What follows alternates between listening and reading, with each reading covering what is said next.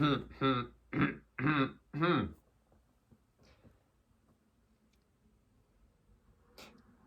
back.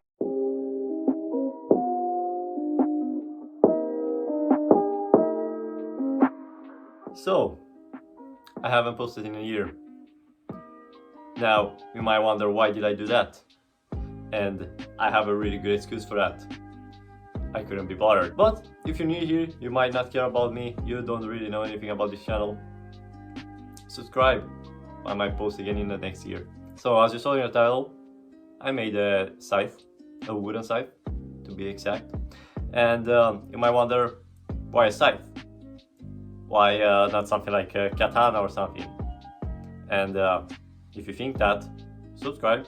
You might see something in the future. But I actually have a history of liking scythes. Ever since I was a young teen, I thought that scythes were actually really cool looking. And to show that, I actually want to show what I've made through the years. And by that I mean what my dad made, because I couldn't do shit on my own. So as I said, I like scythes a lot, ever since I was young or a teen or whatever. And this was actually the first one I asked my dad to make. It's really tiny right now. It was probably big back then when I asked him. It's a few years old. I even painted it, as you can see.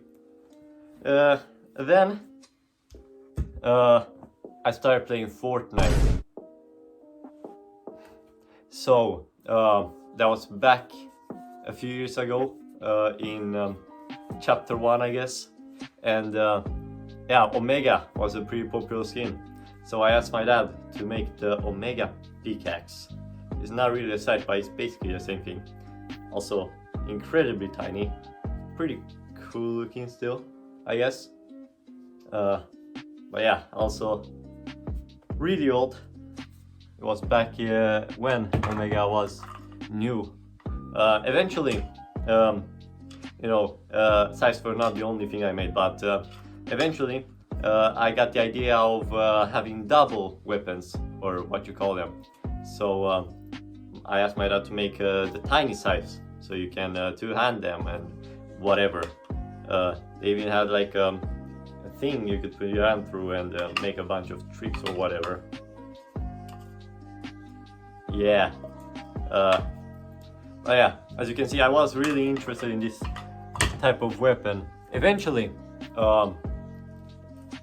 that was actually, well, not that recently. It was a few years ago, but I was still quite a bit older. I made my own scythe, which is actually much bigger than the other ones. It is entirely made with cardboard and glue gun, glue, whatever. I basically put the plastic, or whatever you call it, all over the weapon, and it still looks kind of cool, actually. Kind of proud of this one. So yeah, this was the last one I made before I moved. I started studying at a university, so I moved away from home, and it's summer right now, and I actually had nothing to do. So I just got the idea of making a wooden scythe. So I went to my dad and asked, let's make a wooden scythe, and he's like, alright, bet. So we started making a wooden scythe, and the first step in doing that was probably drawing or just making a sketch of what you want it to look like. And I kind of had no idea what to do.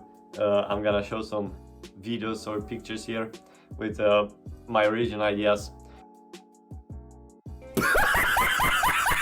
So eventually I had to look for inspiration if I wanted to make something that actually looked cool. So I looked at a game I'm playing, League of Legends. And there's a character called Kane, and he has a really big scythe, so that was a pretty good character to get inspiration from. He is, of course, there's a bunch of other characters that have big scythes, like in anime and other things, but the ones that I saw from Kane and his skins in the game were pretty good for me to get an idea of what I wanted. So I started drawing, and I got a shape of the blade that I actually was really happy about. The handle, on the other hand, I drew just a bunch of handles. There was nothing that I was happy about, so I was kind of like, I'll just wait with the handle, maybe do it another day, and we'll start with the blade. Now, even though I have worked with wood before a bunch of times, I'm not really amazing at this, or what would you call it? I haven't done this as a hobby, more like what you do in school or whatever in Sweden, mostly.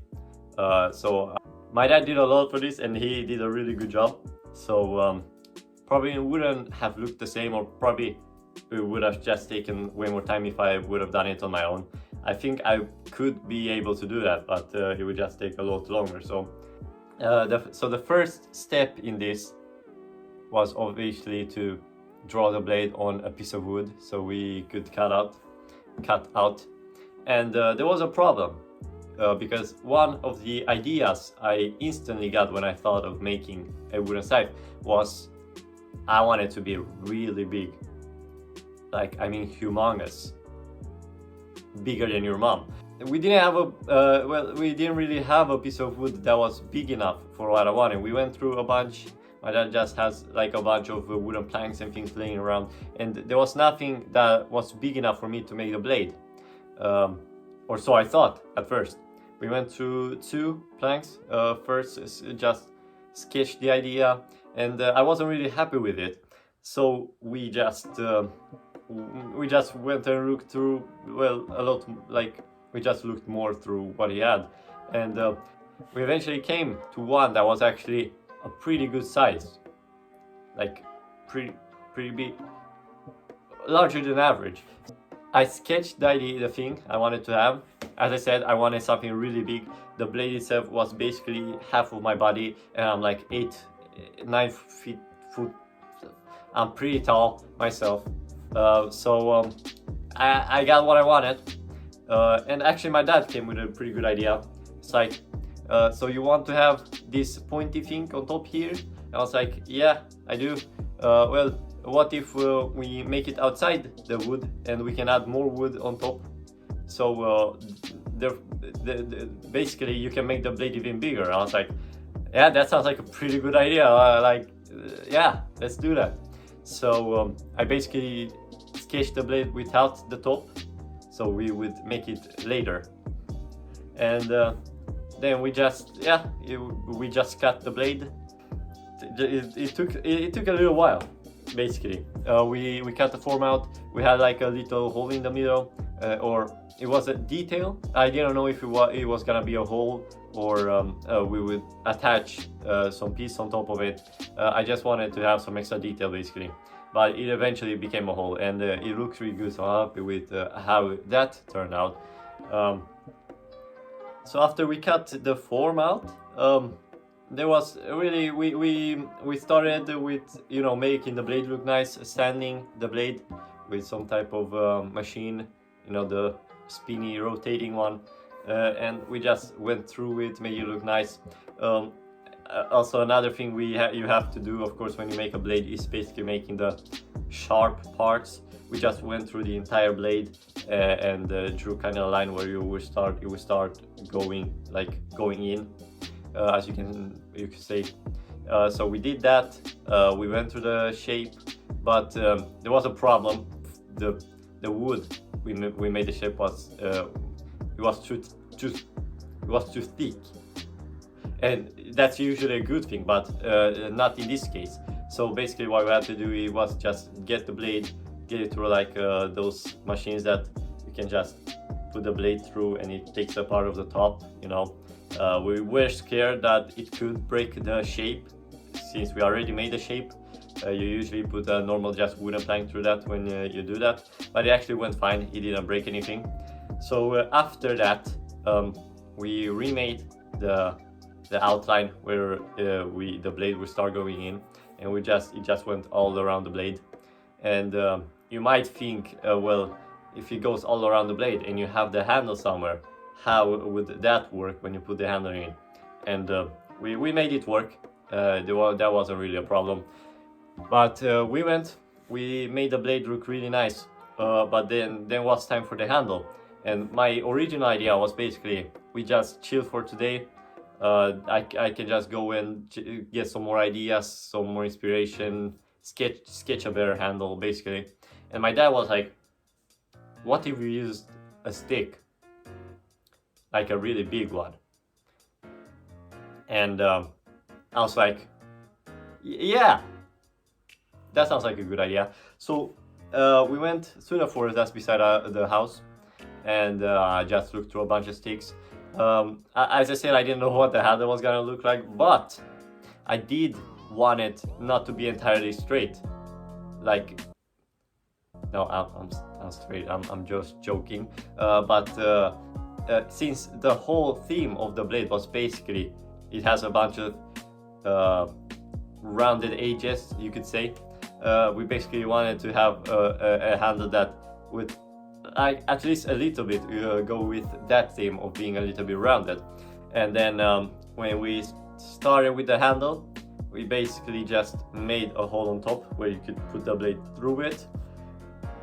And then the idea was to place some screws in it, or you do that and also use wood glue, so it could be really stable. So one of the problems with that big of a blade, you have to make something that is stable so it doesn't just move around in the handle. So we really needed to make sure that was as stable as possible. So the idea was to make some holes in the blade on top and on the bottom. So we would go in the handle as well, use the glue, use another piece of wood in the handle that would go on top of the blade, use glue there, and then also use screws, so that basically in the end the handle doesn't move in the blade like at all when you swing or whatever. That works really well. And as I show in the video here, when we put the whole thing together, you can see that thing is huge. All right, so this is what we got so far. We're gonna take a bit of the top, of course.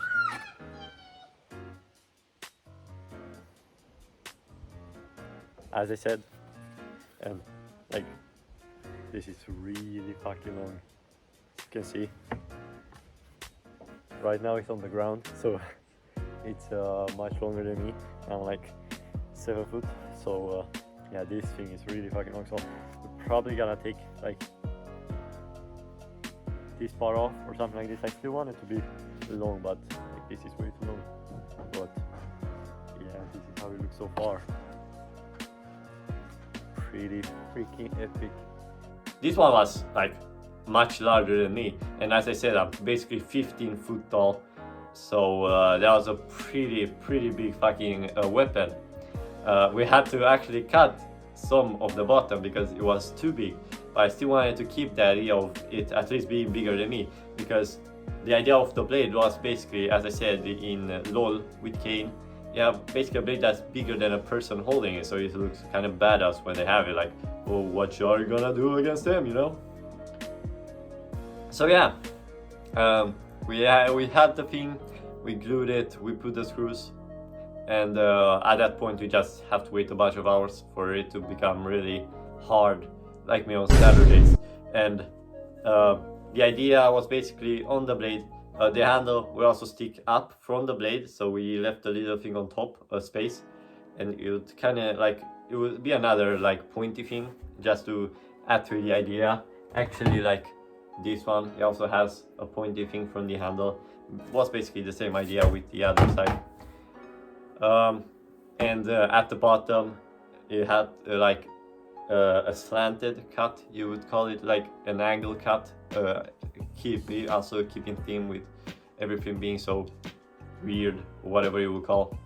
Yeah, it doesn't have like a lot of detail, but it still has the curvatures and the things, like it's not entirely like a normal stick, so it works really well. And the scythe, as I will show you here, it looks like really good, and it is fucking humongous. Like I cannot stress that enough. It's pretty fucking big. That's basically what I wanted at most with it.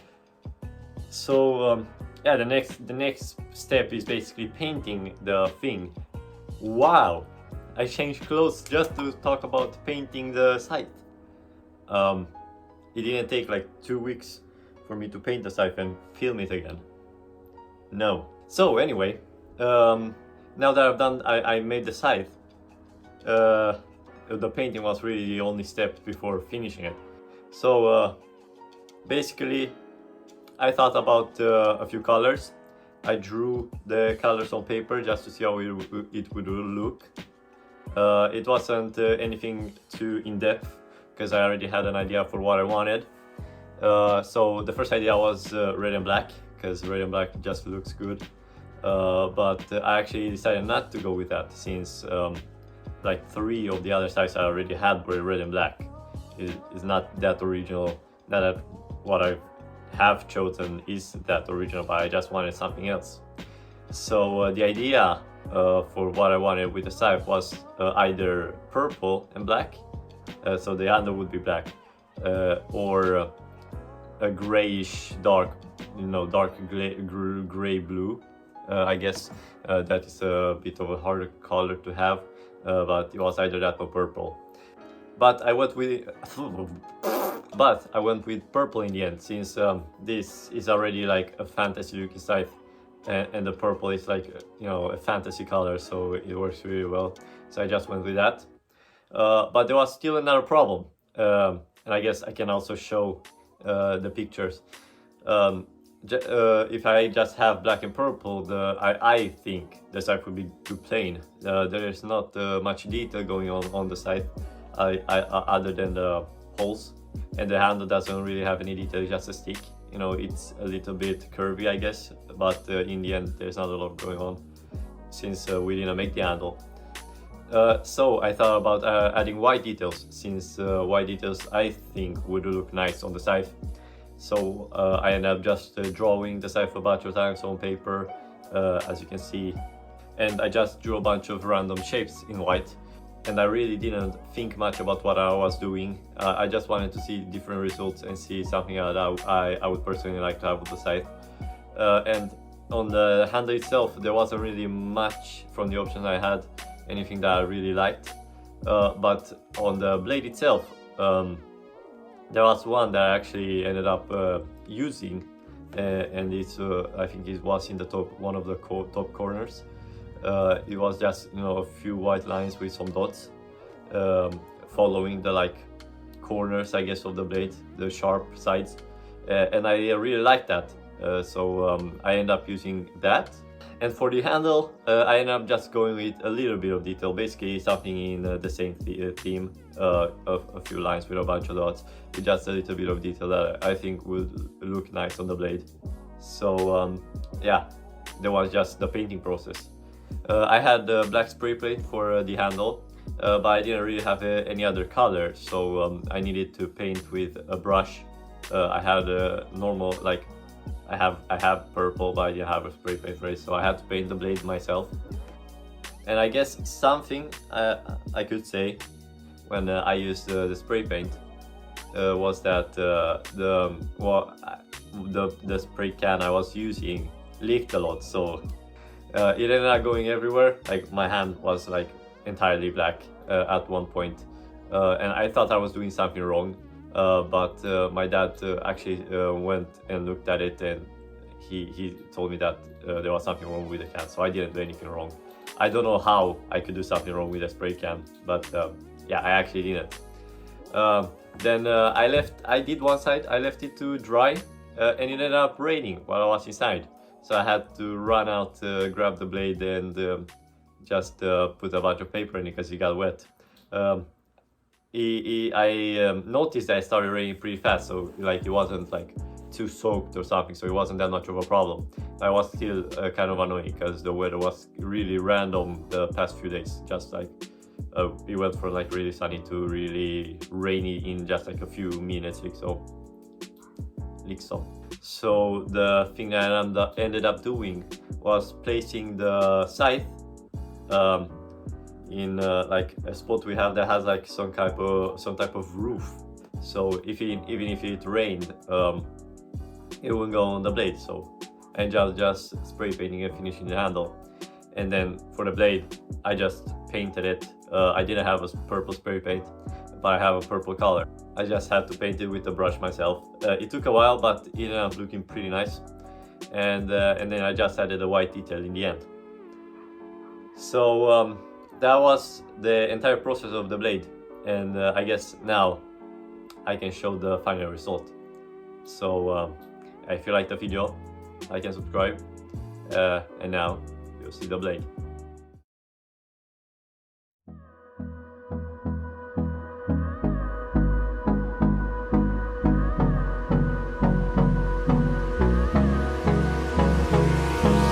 Hold me close till I get up. Time is barely on our side. I don't wanna waste what's left. The storms we chase are leading us, and love is all we'll ever trust. Yeah, no, I don't wanna waste what's left. And on we'll go, through the wastelands, through the highways, till my shadow turns to sun rays. And on we'll go, through the wastelands, through the highways, and on we'll go.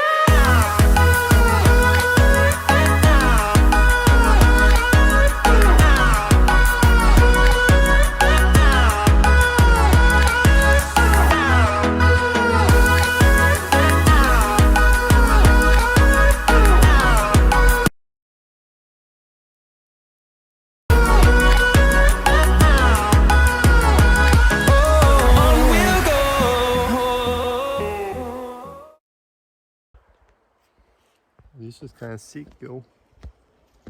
This is long as fuck, yo. Kind of dripped out, may I say. While you read my drip, I got the well, I don't fucking know. So this is the result.